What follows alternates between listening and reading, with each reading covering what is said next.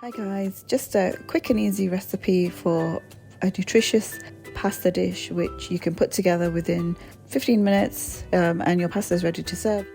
The ingredients for this recipe are 1 carton of passata, 50 grams of peas which I've defrosted.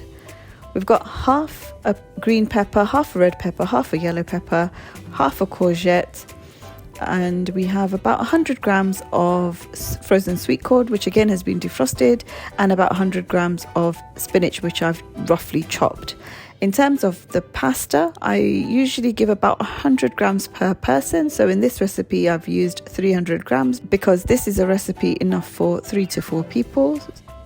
In terms of the herbs and spices used, I've got 3 bay leaves, a teaspoon of paprika, a couple of teaspoons of dried herbs, a teaspoon of black pepper, salt to taste, and I've got some fresh basil leaves.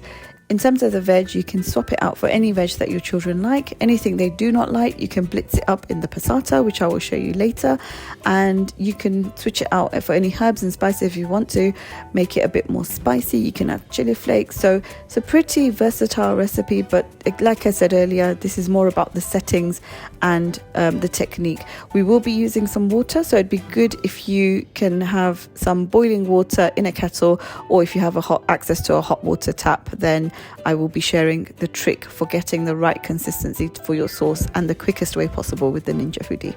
This recipe is great for hiding vegetables. So if your children aren't great fans of all the fresh vegetables, you can hide them in your passata sauce. So my daughter doesn't like peas that much, so I'm just going to blitz some peas into the nutribullet with the passata, and it will change the color slightly, so just be careful of how much vegetables you're actually blitzing in the sauce. But again, it's a fantastic recipe for hiding vegetables in the kids' food and making it more healthier and more nutritious than it would have been without having all of that veg in there. So I'm going to turn on the Foodi and I'm going to change it to sear saute mode, and I'm just going to put the medium high heat on for now. We're going to treat this as a saucepan on the cooker. I'm going to use 1 tablespoon of olive oil. If you don't have olive oil, regular sunflower oil or any other oil will do. I'm going to add in the bay leaves, and then I'm going to add in the herbs, black pepper and paprika.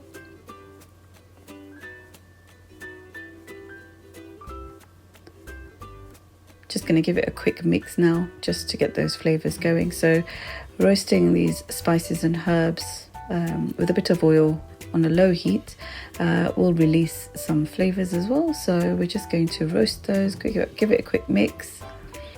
So we are now going to add in our peppers, and then the courgettes straight away. All of our measurements for this are suited to our style of pasta. You can increase and decrease the quantities based on what you as a family enjoy. Mix it around a little bit and then add in the sweet corn.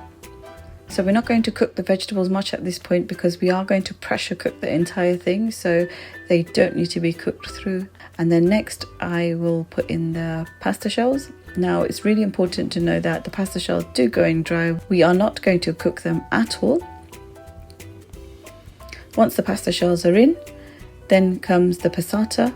Again, mixing at every stage so that everything gets coated nice and evenly.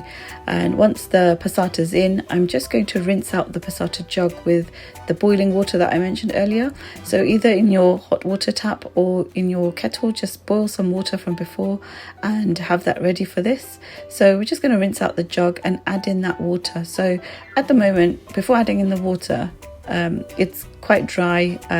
It's not going to cook our pasta that well at this stage, so important to add in boiling water. So what that will do is cook our pasta shells when it's in the pressure mode. We're going to use enough water just to cover the pasta shells. So when I'm experimenting and I was putting this recipe together, I tried it with this amount of water, and every time I've made it since, it's never failed me. So just making sure that there's enough water to cover the pasta shells, give it a quick mix to mix it with the passata, and that's ready to go. This roughly took about 300 mils of boiling water. It might be a little bit more or a little bit less depending on how much pasta you're using. At this stage, we'll add in 1 teaspoon of salt. You can adjust it as per your taste, but I found that 1 teaspoon was enough. So now that the water's in, just going to pop the pressure lid on, and the pressure lid has got 2 functions on there.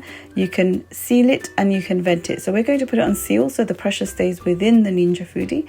And the settings that I'm going to use, I'm going to press function to take it off the sear saute, pop it onto pressure on high pressure for 4 minutes. This gives a good al dente pasta. If you want it slightly more on al dente, you can put it onto 3, or if you want it really, really soft, you can put it on 5 minutes. To open the pressure cooker lid, switch the steam valve from sealed to vent, and also look at the lever on the right hand side. Make sure it's popped down, that means the lid is now unlocked. Carefully take the pressure lid off. Make sure all the steam coming out from there is slowly released out, and then I'm just going to put in the fresh basil leaves because they don't need much cooking. If we cook it too much, they'll lose their flavor. And also I'm going to put in the roughly chopped spinach. The heat coming out from the Foodi will cook down the spinach and the basil as much as we need it to. There's no need to put them into the pressure cooker before the pasta is cooked, so that will just cause it to overcook. And that's it really. So our pasta dish is now ready, just being on pressure cook for 4 minutes. So it took about 15 minutes from start to finish, so really quick and easy recipe. Very nutritious, lots of vegetables, but always tastes better with a little bit of grated cheese on top. Enjoy. Thanks for watching.